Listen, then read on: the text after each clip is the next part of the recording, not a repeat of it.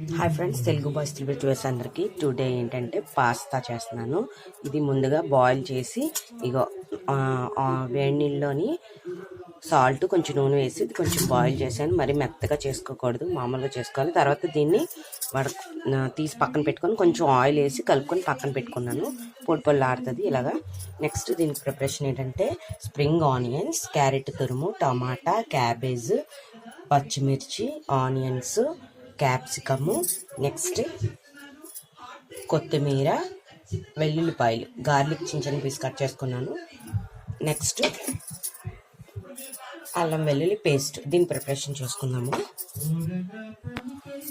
Pan పెట్టుకున్నాను, పాన్లో oil వేసుకున్నాను. ఇప్పుడు ఇవన్నీ ఒక్కొక్కటిగా ఆయిల్ మరిగిన తర్వాత ఆనియన్స్, పచ్చిమిర్చి, క్యాబేజ్ ఇలా ఒకదానికొకటి అన్నీ వేసుకొని వేయించుకోవాలి. నెక్స్ట్ అల్లం వెల్లుల్లి పేస్ట్ కూడా తీసుకున్నానండి. తర్వాత అందులో కొంచెం గరం మసాలా, టమాటా సాస్, చిల్లీ సాస్ వేసుకుంటే బాగుంటుంది. అన్నీ వేస్తానండి, వేసి వేయించుకుంటున్నాను. ఇప్పుడు మనం కట్ చేసి పెట్టుకున్న ఇది గార్లిక్ ముక్కలు, అల్లం వెల్లుల్లి పేస్ట్, ధనియా పౌడరు, కొంచెం గరం మసాలా పౌడర్ వేసి వేయించుకోవాలి. ధనియా పౌడర్, అల్లం పేస్ట్, గార్లిక్ ముక్కలు,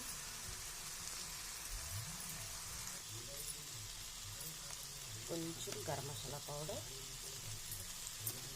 సాల్ట్,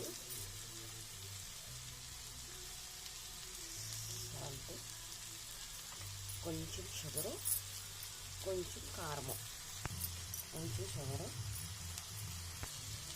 కొంచెం పసుపు, కొంచెం కారం వేసాను. ఇంకా స్పైసీ కారంతో కొంచెం కారం వేసుకోండి. షుగర్ మాత్రం ఎక్కువ వేయలేదు, కొంచెమే వేసాను. ఎందుకంటే మనం సాస్లు వేస్తాం కదా, కొంచెం తీపిగా ఉంటుంది.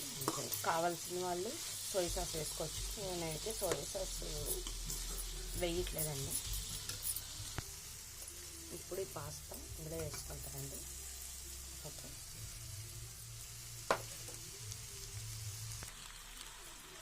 కరివేపాకు వేసానండి, కొత్తిమీర కొంచెం వేస్తాను. ఇప్పుడే వేసుకుని సాస్ వేస్తాను కొంచెం. ఎప్పుడైనా కావాల్సిన సోయా సాస్ వేసుకోవచ్చు, లెమన్ పిండుకోవచ్చు, లేకపోతే లెమన్ వేసుకున్న పర్వాలేదు, లేకపోతే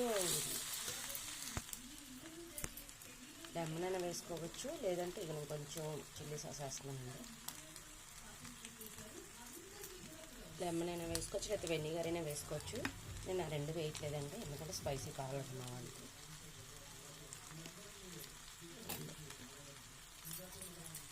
ఎంతో రుచికరమైన పాస్తా రెడీ అవుతుందండి.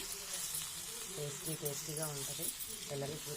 ఇంకా మనకి ఇంకేమైనా వెజిటబుల్స్ కావాలంటే వేసుకోవచ్చు. కాకపోతే ప్రజెంట్ నేను ఇవన్నీ వేస్ట్ చేశాను. ఓకేనండి, పాస్తా రెడీ అయిపోయింది. అన్ని ఇంగ్రీడియంట్స్ వేసుకున్నాం కాబట్టి అల్లం వెల్లుల్లి పేస్ట్, గరం మసాలా, ధనియా పౌడర్, జీరా పౌడర్ అన్నీ వేసుకున్నాం కాబట్టి చాలా బాగుంది. సోయా సాస్ వేసుకోలేదు, వెనిగర్, లెమన్ కూడా పిండుకోలేదు.